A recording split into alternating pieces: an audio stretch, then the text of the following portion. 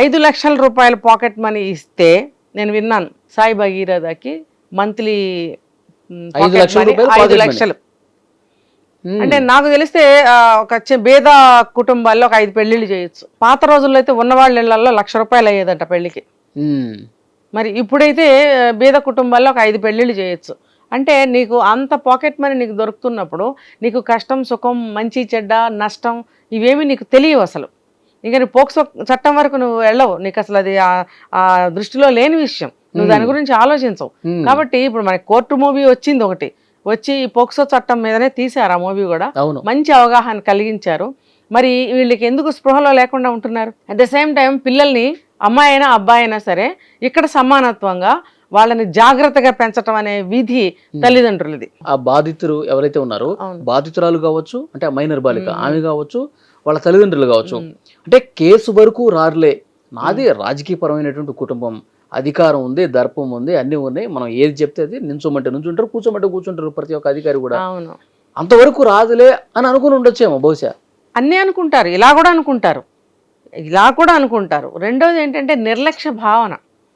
మాకు ఇలాంటి వాటితో వాళ్ళ సంబంధాలు ఉండవు, వాళ్ళ ఎంజాయ్మెంట్లు, వాళ్ళ ఫ్రెండ్స్, వాళ్ళ ఆనందాలు ఇవే చూసుకుంటారు. కానీ అసలు సమాజం ఏంటి, మన చట్టాలు ఏంటి, తల్లిదండ్రులు ఏంటి, కుటుంబం ఏంటి, మనం ఏదైనా తప్పు చేస్తే ఇది తల్లిదండ్రుల మీద ఎటువంటి ఎఫెక్ట్ చూపిస్తుంది, తర్వాత నా భవిష్యత్తు ఏమవుతుంది, అంత దూరం ఆలోచించరు వీళ్ళు అసలు. మొన్న మధ్య కూడా ఎక్కడ మనం మహారాష్ట్రలోనో కర్ణాటకలోనో ఒకటి బెట్టింగ్ కట్టి అమ్మాయిల్ని ఇలా పెట్టారు, చాలా మంది అమ్మాయిలు, మన ఇద్దరమే చేసినట్టున్నాం, గుర్తుందా?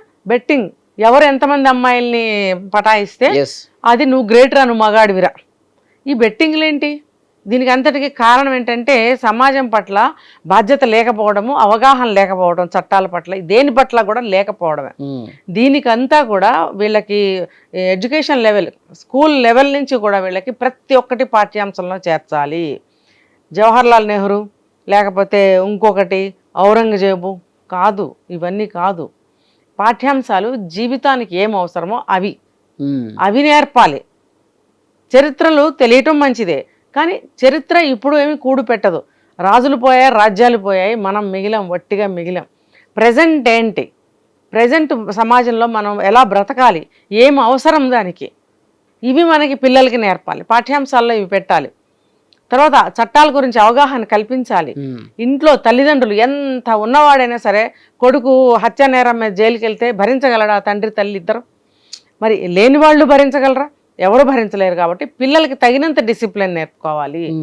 పెద్దవాళ్ళ జోలికి మనం వెళ్ళకూడదు, ఒక అమ్మాయిల జోలికి వెళ్ళకూడదు, ఒక మైనర్ అమ్మాయి జోలికి వెళ్ళకూడదు, ఒక మైనర్ అబ్బాయి జోలికి వెళ్ళకూడదు. ఇది ఆంటీలకి అంకుల్కి కూడా ఒక చేతావని.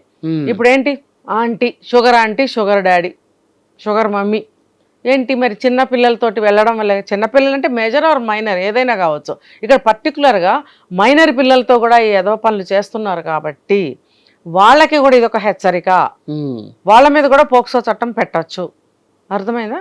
కాబట్టి ఇలాంటి ఈ వయసు పిల్లలకే కాదు, ఇది పెద్దవాళ్ళకు కూడా ఇది ఒక హెచ్చరిక. ఎవరు కూడా పట్టించుకోవట్లేదు. ఇప్పుడు పెద్దవాళ్ళు ఇద్దరు ఆఫీసులకు వెళ్ళిపోతున్నారు, ఇద్దరు పనులు చేసుకునే వాళ్ళే. తర్వాత ఇలాంటి పెద్ద కుటుంబాల్లో అయితే వాళ్ళు తీరిక లేకుండా మీటింగ్లు పెట్టేసుకొని ఇంట్లో ఏం జరుగుతుందో చెప్పలేరు. ఇంట్లో గార్డెన్స్ పెట్టుకోవడం, లేకపోతే వేరే వాళ్ళకి అప్పచెప్పడం, ఇది చూస్తుంటారు. కానీ నెలకు ఒక్కసారి కలిసి ఒక గంట మాట్లాడుకునే అవకాశం కూడా చాలా ఫ్యామిలీస్లో లేదు. పెద్ద ఫ్యామిలీస్లో చూడండి, ఒక జనరేషన్ వెనక్కి వెళ్ళండి, వెళ్తే రాజకీయ నాయకులు పిల్లలు ఇప్పుడు రాజకీయాల్లో వస్తున్నారు. మరి వాళ్ళు మంచిగా పెంచడం వల్లే కదా వాళ్ళు తర్వాత వాళ్ళ పరంపరని తీసుకుని వాళ్ళ రాజకీయాలు, అంటే అది వెళ్ళాలా అలా అంటే నేను అది చెప్పను. వాళ్ళు డిసిప్లిన్గా పెంచడం వల్ల వాళ్ళు కూడా బాగా చదువుకున్నారు, చట్టాన్ని, సమాజాన్ని, మన రాజకీయ పరిస్థితుల్ని అర్థం చేసుకుని తండ్రి తర్వాత వాళ్ళు కూడా రాజకీయాల్లోకి వచ్చి వాళ్ళ వంతు సేవలను అందించాలనే ప్రయత్నం చేస్తున్నారు. వాళ్ళు ఇలాంటి పనులు చేశారా గతంలో? ఎంతమంది చేస్తుంటారు నాకైతే తెలియదు. అందరూ బాగానే చదువుకున్నారు, అందరూ బాధ్యతగా ఇప్పుడు పాలనలోకి వస్తున్నారు. చూసుకుంటే ఏ రాష్ట్రంలోనైనా ఇలా ఉంది. మరి ఇప్పుడు రాజకీయ నాయకుల పిల్లలు ఎందుకు ఇలా తయారవుతున్నారంటే ఆ బాధ్యతని, ఆ శ్రద్ధని పిల్లల మీద పెట్టడం లేదు. ఆ రోజుల్లో తల్లులు కనీసం పిల్లల మీద శ్రద్ధ పెట్టేవారు.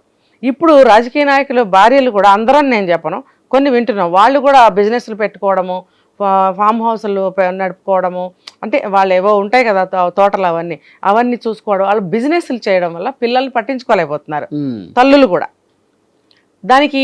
దానివల్ల పిల్లల మీద చాలా ఎఫెక్ట్ పడుతుంది. చెప్పను నేను అంతే. పిల్లలు బాగుపడాలి అనుకునే ఒక ఇంటెన్షన్ ఉంటే మీకు పిల్లల మీద కనీసం తల్లి శ్రద్ధ పెట్టాలి, తల్లి నేర్పాలి ప్రతి ఒక్కటి కూడా. నవేడేస్ తల్లులు అందరూ ఎడ్యుకేటెడ్సే ఉంటున్నారు కాబట్టి ప్రతి దాని గురించి వాళ్ళు అవేర్నెస్ కలిగించటము, బోధించటము అనే పాత్ర వాళ్ళు ఖచ్చితంగా తీసుకోవాలి. వాళ్ళ తప్పిదం నిర్లక్ష్యం కారణంగానే వీళ్ళు ఖచ్చితంగా చేస్తా ఉన్నారు. ఇప్పుడు మనం కోట్లు సంపాదించామని చెప్పి పిల్లలకి పాకెట్ మనీలు అంతంత ఇస్తే, ఉన్నవాడైనా లేనివాడైనా పిల్లల చేతికి డబ్బులు ఇస్తే ఆ విధంగానే పాడు చేస్తారనేది ప్రూవేనే కదా. నేరం చేయడానికి వాళ్ళే కారకులు. డబ్బు పిల్లలు అనేవాళ్ళు ఎటువంటి పిల్లలైనా డబ్బు పాడే చేస్తారు. సేవింగ్స్ చేసి డిపాజిట్లు చేస్తారా? లేకపోతే ఇళ్ళు వాకిళ్ళు కొంటారా? లేదు. వాళ్ళు ఎంత బాగా ఎంజాయ్ చేయాలి అంతే. దుబారా ఖర్చులు కూడా ఏం చేస్తున్నారు, ఎక్కడికి పోతున్నారు, ఏం పార్టీలు చేసుకున్నారు, ఏ ఫామ్ హౌస్ పోతున్నారు, ఆ ఫామ్ హౌస్ లో ఎవరెవరు వస్తున్నారు, ఇంకా పెద్ద కారు ఒకటి కొని బెంజా, ఇంకా ముందు టెస్లాలు ఇవన్నీ వస్తే, మనం ఒక 4-5 ఏళ్ల క్రితం ఒక మినిస్టర్ గారు అబ్బాయి డ్రైవింగ్ చేసుకుంటూ వెళ్ళి బెంజ్ అనుకుంటా పిల్లర్కి గుద్దేస్తే స్పాట్ డెడ్. ఎందుకు ఇస్తున్నారు కార్లు? మీకు డ్రైవర్లు ఉంటారు, డ్రైవర్ని ఇచ్చి పంపించండి అవసరమైతే. పిల్లగాడు ఒక్కడే అంత బెంజ్ చేసుకుని టెస్లా వేసుకుని ఎక్కడికి వెళ్తున్నారా బాబు అని అడగరా మీరు?